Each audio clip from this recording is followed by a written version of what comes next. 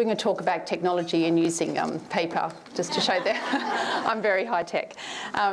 Good morning, everybody, and I'm so pleased to be with you today and to really talk about something that's very dear to my heart and I know is obviously very important for the clients that we support. And already this morning, we've learned about how important a communication system was for Alex, and also we've learned with Anne when we talked about the MND decision tools, how important having an accessible tool is so important. So I guess just to frame, when the heading talks about technology and alternate access update, the technology that I'm talking about is really that which will enable somebody to be able to call or alert for attention, to be able to use communication as their speech changes, to be able to access a computer. And that could be for maybe writing a book, to continue to work, but also just for web browsing, to email. It also then can extend to being able to just continue to access social media, Facebook, Twitter, as well as environmental control, to be able to control lights, the TV, and gaming seems to be coming up a little bit more now as well. I guess as people are progressing, they've been sort of enjoying games and really wanting to continue that as an important activity for them. So that's the sort of technology, I guess, that I'm sort of going to discuss and put a spotlight on today. But as we know, technology, and certainly assistive technology for people with MND, is much broader than that. But that's sort of, I guess, what I'm focusing on.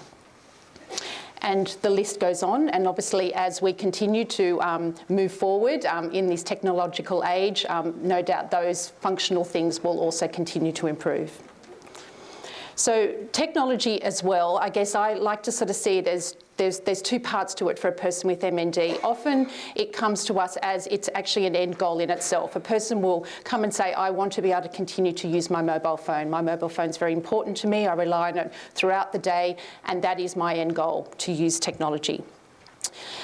The other type of way, I guess, technology becomes important in this space is more as an intervention, a strategy to enable someone to continue to achieve something. And I guess the common example is where somebody wants to be able to continue to communicate. And so technology becomes, I guess, one of the strategies that we may use to support them with that goal. So technology can be very overwhelming, and certainly as a clinician, I guess there's lots of options available, and I find it really helpful to sort of work within a bit of a hierarchy that is commonly used, I guess, to really help when I'm working with clients to help present things and in a way that is going to, I guess, be immediate, and I guess also keeping in mind the importance of our clients' time and energy is very precious, and obviously funding is limited, and so, we can become a little bit overwhelmed maybe and sort of excited about the options that are out there, and it is really helpful to sort of work through a little bit of a hierarchy, and often we can do this even within a session. So, and this is how I will then go on and present some of the updates, I guess, around this sort of hierarchy. So access really just refers to how a person is going to control their technology, how they're actually going to select and be able to target the options that are available to them. And the first thing that I always like to look at is what can be changed within their current system. So if they already have a tool available, what can we do or make use of that will enable them to continue to achieve their goals? And that sometimes can be as simple as just changing the position of the tool. It can be providing more postural support to the person, but it can, and invariably often is, making use of lots of universal access, I guess, that's now being built into our systems. There are many, many things that we could already maybe customise or individualise for that client that's already embedded within that. The next thing that I often try to then do is think, well, what is then readily available or is cost effective that would enable ongoing use? And I guess that's one of the things that's been particularly exciting with the NDIS, with that now sort of that advancement of that low cost, low risk, being able to access that funding more readily, that's becoming more of an option. And I actually, when I go on later to show you some of those tools, because they're low cost, I actually have them with me today. So you're welcome to come and have a look if you would like. But invariably often we do need to then look at an alternative way to control tools or look at a different device. And typically with access, we always try to explore direct first before we move on to indirect. And so direct is really, what I mean is where the person is able to actually directly access whatever the target or the message that they want to select. So that tends to be the first thing I guess we would certainly explore with the person. Sometimes people choose to move to more of an indirect, and that's where they actually scanning is probably the best example, where they have to wait for the highlight and then they press switch. Typically tends to be the way that they do indirect. But sometimes our clients actually do prefer that. They find it less fatiguing. But, you know, it's nice to rule out direct first.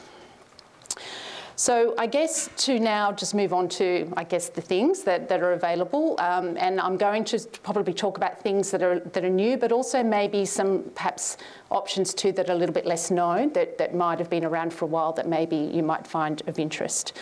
So I guess the biggest and most exciting change that's happened recently, and I'm not sure if you're all aware, but Apple have announced a couple of weeks ago their iOS 13, and it'll be released in the US fall, so our springtime. And in that, and apparently it wasn't even actually mentioned at the big speech that they do at Apple headquarters, but certainly in the field of assistive technology, we're all extremely excited because for the first time they're going to include mouse control. And so it's going to be embedded within the accessibility options, but it actually means now that we'll be able to plug in any plug-and-play mouse, and not just a regular mouse, but any plug-and-play mouse to an Apple device, an iPhone or an iPad, and that's going to open up that tool to many, many people, and obviously then enable us to make access some of those great apps that are obviously continue to be developed and are of low cost. So that has been a really, really big one, and we obviously look forward to that very excitedly.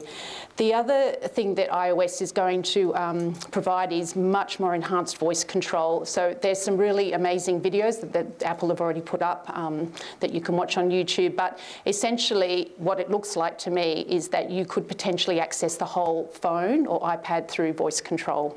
So there's, and essentially they sort of almost give markers on the screen, and you can sort of say 3 and it would sort of then hone in on sort of the segment. So it looks really, really interesting. The other thing that this operating system will also embed now is Swipe, which again can be very helpful for some of our clients with MND. I'm not sure if you've ever used that, but sort of being able to just hold and maintain your finger on the keyboard and sort of slide and glide across, and it's incredibly accurate, is now going to be sort of embedded within Apple. Two tools I think that have already been around, but I'm not quite sure if perhaps are utilised as well as they could be, and again, this is an example of something that's already available, is the assistive touch, and that will become more important if you use a mouse. But essentially it's like a little menu that you can bring up on your iPhone or iPad and gives you sort of on-screen controls. So typically it can be helpful if a person starts to lose the power to press the home button on their phone. If they've still got that, it gives you sort of that easier touch. But it also can be really helpful where we can program gestures. Like I've seen clients that have real difficulty in controlling that swiping up, and we can then program a gesture in there where just touching the screen will sort of do that little swipe up for them when they turn it on. So that is very helpful. And the other tool that I think is often underutilised is just the text replacement, where we can, with the person, program some abbreviations or common phrases that they say into just, you know, a couple of single letters that they would find easy, and it can make a big difference when they're text messaging, etc. Just moving on, Android is usually been our go-to if we needed mouse control for a tablet or phone. And so, you know, just for those that don't know, you can plug a mouse into that, either Bluetooth or, depending on your device, there's a little OTG on-the-go cable that you can get that enables you to plug in mouse devices. And certainly the newer Samsung systems offer dwell timing, so that means that you can hold the cursor over your target and set up a pre-selected delay, and it will then select the target for you, and that can obviously be far less fatiguing than having to sort of click the mouse button, particularly when you're using on-screen keyboard to type. Android offered that assistive menu, and often on phones where the home and back button are, actually hard buttons, this tool becomes very important. So I guess if you're working with somebody and they've got a phone that has sort of the hard button, home and back, we can make use of this menu to bring that up on the screen, and then they can use the mouse to do those functions. And just to show you, there are many, many options in Android that obviously are just embedded and available that could be explored. And I find their online help resources very helpful. So often just searching through there, and often they've got videos, etc. Microsoft are really becoming also much more active in this space. Their Office, their new Office is incredible, actually, with the options they've now developed for supporting people with a range of additional needs, and always worth, if the client is still using a Windows computer, always worth finding out what currently is available or again embedded within the system. So just to move on into what then is readily available and cost effective, I've found quite a bit of success recently with these styli, so to support people with M&D with sort of, I guess, varying patterns of weakness or movement needs, to just use a modified stylus to be able to continue just again to access the device they've got.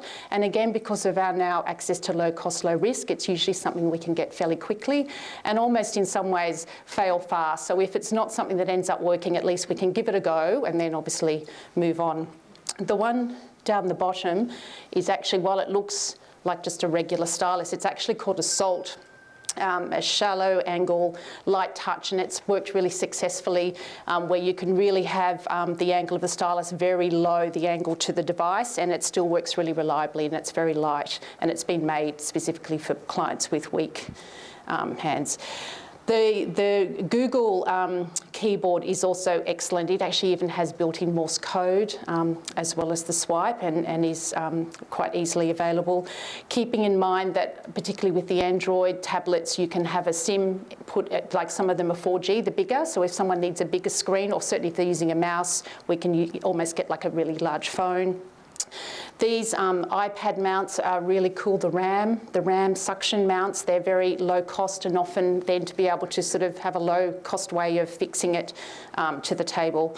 And you can now get a wireless switch adapted mouse, which for a lot of people would be very helpful. So obviously then when we're looking at alternate direct access, there is this device which actually superseded Apple saying that they're building in a mouse. So now it's actually become not as helpful, but I think it's still important to know it's there in case some other settings need adjusting. The Kaho is an option for an alternative to head mousing because it doesn't need to be in line of sight. And keeping in mind that a lot of wheelchair controllers, you can embed mouse control to that so that they can use their joystick on their wheelchair to control their device. Eye gaze has obviously been around now for a little while, but I just want to draw your attention that the Tobii iMobile Access has switch control and the eye gaze environmental control all built in, and it's it has been quite a good device where we can sort of grade access. We've had success with using digitised or synthesised voice in the AAC systems to talk to the readily available, like Google Home and Alexa. I don't know if you've had clients that have tried that, but you can certainly program that and it will pick up that voice. And Xbox late last year released an adaptive game controller. Again, I'm not sure if you're aware of that, and it's actually got 19 switch ports, and you can plug in joysticks and mouses and basically customise control for somebody to game. The probably three big things I just want to draw your attention with indirect is that don't forget about proximity switches. They can often be far less fatiguing than mechanical switches like the jelly beans that we typically see. Obviously the NeuroNode now, the old NeuroSwitch, is now sort of available within sort of eye gaze as well as that wearable switch. And I really love the switch recipes that are available again within Apple, where you can set up a really nice recipe or this one's available within it, where just pressing a switch will just turn the page and it'll enable somebody just to read a book. And lastly, just very briefly, talking about accessing equipment, keep in mind that we can get short-term loans from suppliers. Some will hire equipment for longer periods of trial, and that's been very successful for some of my clients with MND. FlexiEquip is great, and obviously that low cost, low risk. Thank you.